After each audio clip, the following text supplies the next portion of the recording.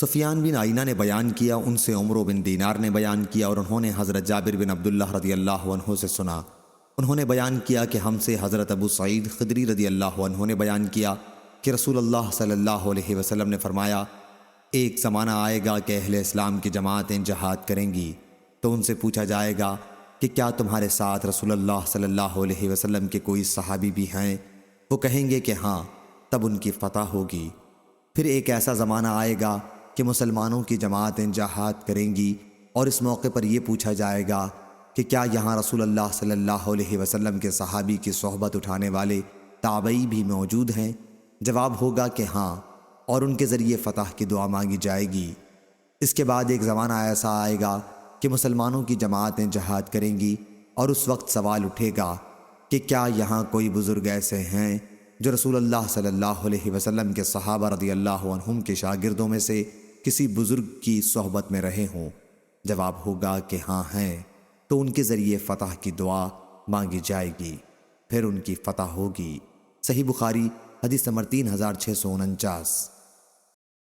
شعبہ نے خبر دی، انہیں ابو جمرہ نے کہا، میں نے زہدم بن مضرب سے سنا، کہا کہ میں نے حضرت عمران بن حسین رضی اللہ عنہ سے سنا، انہوں نے کہا کہ رسول اللہ صلی اللہ علیہ وسلم نے فرمایا، میری امت کا سب سے بہترین زمانہ میرا زمانہ ہے، پھر ان لوگوں کا جو اس زمانے کے بعد آئیں گے، پھر ان لوگوں کا جو اس زمانے کے بعد آئیں گے۔ حضرت عمران رضی اللہ عنہ کہتے ہیں کہ مجھے یاد نہیں کیا حضرت صلی اللہ علیہ وسلم نے اپنے دور کے بعد 2 زمانوں کا ذکر کیا یا 3 کا۔ پھر آپ نے فرمایا کہ تمہارے بعد ایک ایسی قوم پیدا ہوگی جو بغیر کہے گواہی دینے کے لیے تیار ہو جایا کرے گی، اور ان میں خیانت اور چوری اتنی عام ہو جائے گی کہ ان پر کسی قسم کا بھروسہ باقی نہیں رہے گا، اور نظریں مانیں گے لیکن انہیں پورا نہیں کریں گے، حرام مال کھا کھا کر ان پر موٹاپا عام ہو جائے گا۔ صحیح بخاری حدیث نمبر 3650۔ سفیان سوری نے بیان کیا، ان سے منصور نے، ان سے ابراہیم نے، ان سے عبیدہ بن قیس سلمانی نے، اور ان سے عبداللہ بن مسعود رضی اللہ عنہ نے کہ نبی کریم صلی اللہ علیہ وسلم نے فرمایا کہ بہترین زمانہ میرا زمانہ ہے، پھر ان لوگوں کا جو اس زمانے کے بعد آئیں گے، پھر ان لوگوں کا جو اس کے بعد آئیں گے، اور اس کے بعد ایک ایسی قوم پیدا ہوگی کہ گواہی دینے سے پہلے قسم ان کی زبان پر آ جایا کرے گی، اور قسم کھانے سے پہلے گواہی ان کی زبان پر آ جایا کرے گی۔ ابراہیم نے بیان کیا کہ جب ہم چھوٹے تھے تو گواہی اور عہد کے الفاظ زبان پر لانے کی وجہ سے ہمارے بڑے بزرگ ہم کو مارا کرتے تھے۔ صحیح بخاری حدیث نمبر 3651۔ عبداللہ بن محمد نے بیان کیا، کہا ہم سے ابو عامر نے بیان کیا، ان سے فلیح بن سلیمان نے بیان کیا، کہا کہ مجھ سے سالم ابو نضر نے بیان کیا، ان سے بصر بن سعید نے، اور ان سے حضرت ابو سعید خدری رضی اللہ عنہ نے بیان کیا کہ رسول اللہ صلی اللہ علیہ وسلم نے خطبہ دیا اور فرمایا کہ اللہ تعالیٰ نے اپنے ایک بندے کو دنیا میں اور جو کچھ اللہ کے پاس آخرت میں ہے ان دونوں میں سے کسی ایک کا اختیار دیا، تو اس بندے نے اختیار کر لیا جو اللہ کے پاس تھا۔ انہوں نے بیان کیا کہ اس پر ابو بکر رونے لگے۔ ابو سعید کہتے ہیں کہ ہم کو ان کے رونے پر حیرت ہوئی، کیا حضرت صلی اللہ علیہ وسلم تو کسی بندے کے متعلق خبر دے رہے ہیں جسے اختیار دیا گیا تھا، لیکن بات یہ تھی کہ خدا حضرت صلی اللہ علیہ وسلم ہی وہ بندے تھے جنہیں اختیار دیا گیا تھا، اور واقعتاً حضرت ابو بکر رضی اللہ عنہ ہم میں سب سے زیادہ جاننے والے تھے۔ حضرت صلی اللہ علیہ وسلم نے ایک مرتبہ فرمایا کہ اپنی صحبت اور مال کے ذریعے مجھ پر ابو بکر رضی اللہ عنہ کا سب سے زیادہ احسان ہے، اور اگر میں اپنے رب کے سوا کسی کو جانی دوست بنا سکتا تو ابو بکر کو بناتا،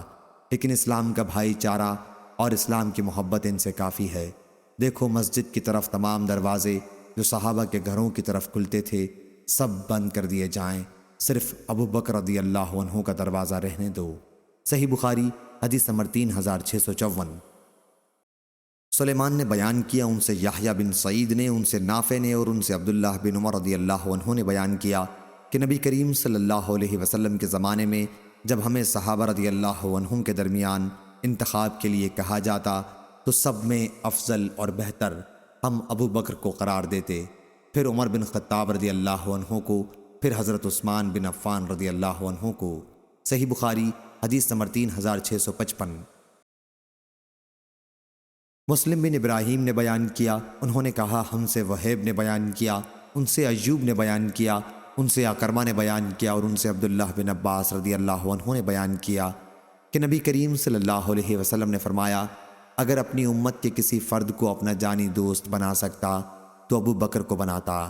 لیکن وہ میرے دینی بھائی اور میرے دوست ہیں۔ صحیح بخاری حدیث نمبر 3656۔